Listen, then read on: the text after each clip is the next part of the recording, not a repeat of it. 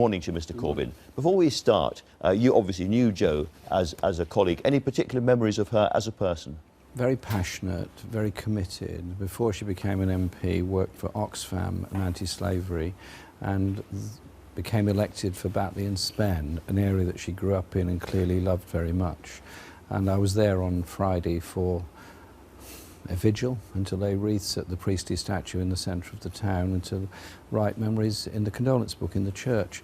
And what struck me was the unity of the crowd, all ethnic groups, everybody there together, totally shocked and in grief at what happened, because many just said to me, this was a murder of her, but it was also an attack on democracy, an attack on the right of somebody to be elected to represent you and to go about their business. And I think we should also think for a moment of the two people that intervened to try and help her, one of whom is still in hospital, a retired miner who tried to protect her. He'll be out soon, we hope. And we've lost a great talent. We've lost somebody with vision who spoke up in Parliament for human rights, spoke up for peace in Syria and so many other places.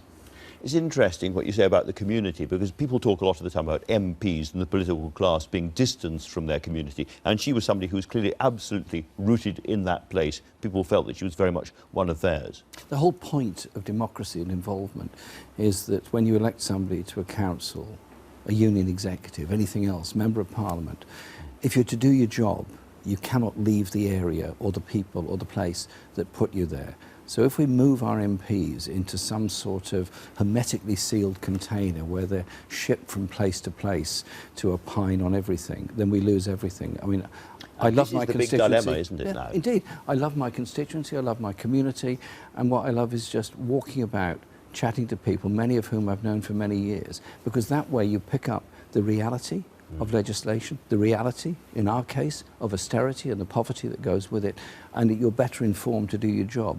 If you're in some kind of security bubble, you very rapidly lose all of that, and we have to defend that, and we have to defend people against this kind of appalling attack that took place. It is not the first time. Other MPs have been assaulted. Stephen Timms was attacked. Stephen Timms was assaulted, George Galloway was assaulted, a number of others were assaulted, and there have been political attacks. Mohammed Salim was killed in Birmingham not so long ago, and Ian Gow was killed in 1990. Were you aware of a growing worry about the possibility of physical attacks? Chris Bryant, the shadow leader of the House, has said that he thought eventually somebody was going to be killed. Chris and I have talked about this, and others have, and the levels of security that MPs need and want.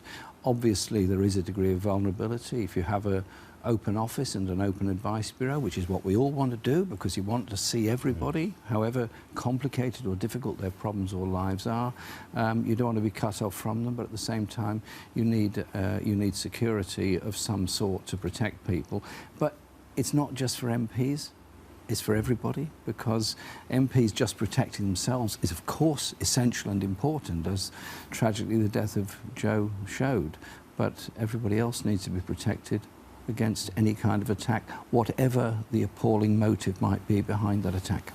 It was interesting seeing, after this dreadful attack, you and the Prime Minister standing shoulder to shoulder at that memorial service and putting wreaths and putting messages down there.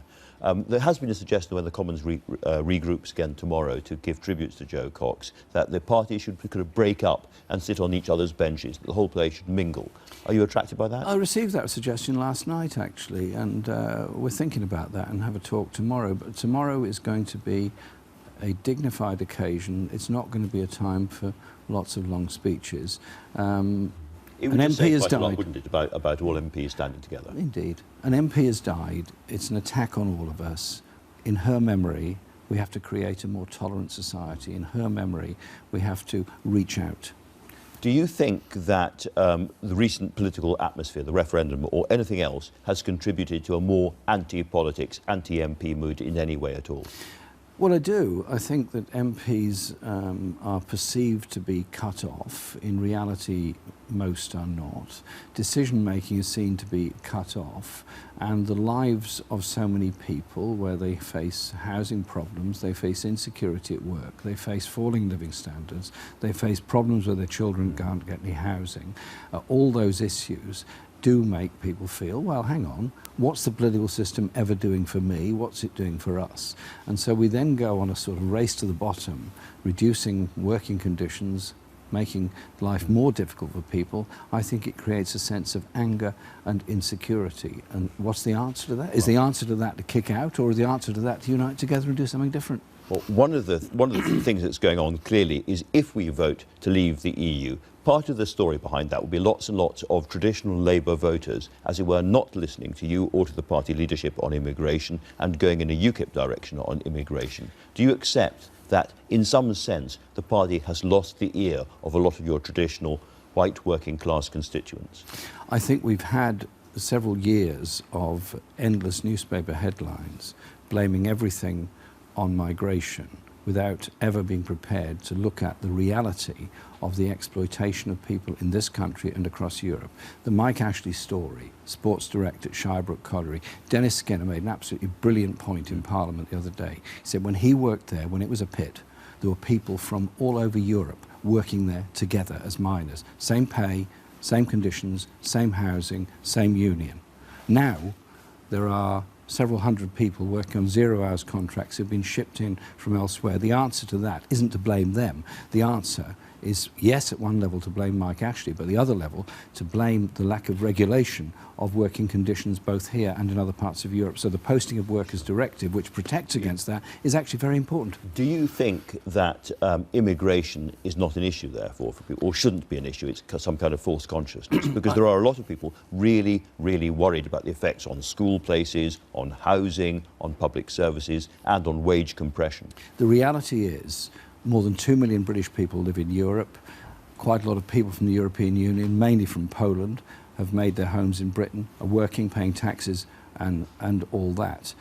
The issues surely have to be to improve working conditions, improve protections all across Europe, and look at those that are making a great deal of money out of this exploitation. So I mentioned the Posting of Workers Directive. This is also about protecting local wages and conditions. So if everybody coming in had to be paid the relevant local rate, things would be different. And I suspect the number of people coming would probably be reduced as a result. And do you think worries about immigration would then evaporate under those circumstances? I think they would reduce. I also think there has to be the reintroduction of the Migrant Impact Fund, which Gordon Brown as Prime Minister introduced in, I think, 2008, which was a special payment that would go to local authorities where there had been big changes. In the same way that in the 1960s, the then Labour government introduced a Commonwealth Immigration Fund for the same purpose. So some of those communities which feel they have been very badly, adversely affected by the sheer number of people coming in would get extra help for more schools, more hospital places and so forth. Absolutely.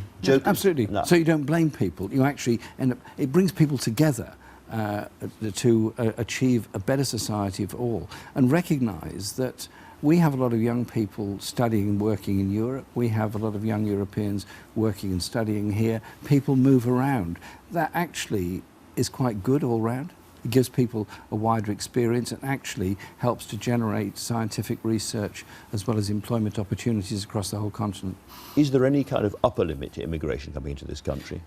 I don't think you can have one within while you have a free movement of labour, and I think the free movement of labour means that you have to balance the economies, so you have to improve living standards and conditions. And so that means the European Union's appalling treatment of Greece, particularly the European Central Bank as well as the European Union, that is a problem. So if you actually deliberately lower living standards and increase poverty in certain countries in Southeast or Eastern Europe, then you're bound to have a flow of people looking for somewhere else to go. Surely the issue is an anti-austerity, a growth package all across Europe rather than this. So you could call yourself unequivocally a pro-immigration politician. Brendan Cox, whose wife was killed, has said that politicians, I don't know whether he includes you or not, but politicians at the top have been far too feeble in making the case for immigration. They have allowed the argument to be made by the far right, and they have whipped up this atmosphere. I spoke to Brendan last night. We were talking about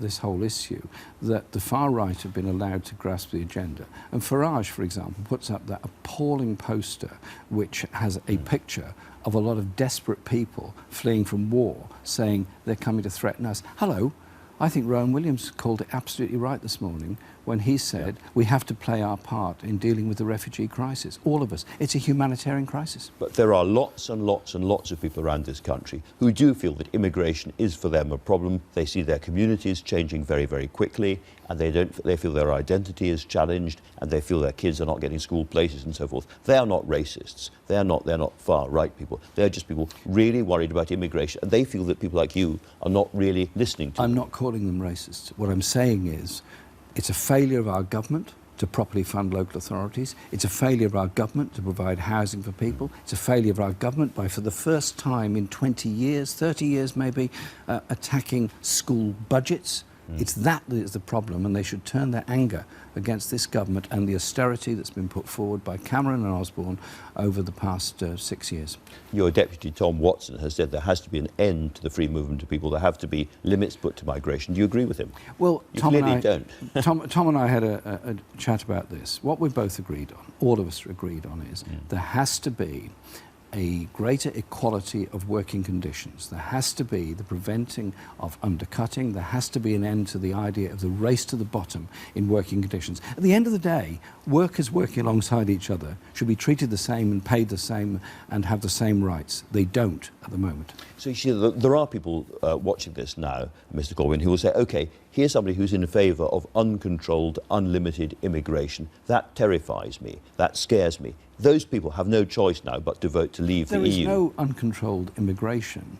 It is actually... Well, there is from the EU. There's free movement of people across the EU, which goes both ways, I pointed out. Sure. More than 2 million British people are living in Europe. It goes both ways. There is controlled immigration from outside Europe, and there has been certainly ever since the 1960s in quite a severe form.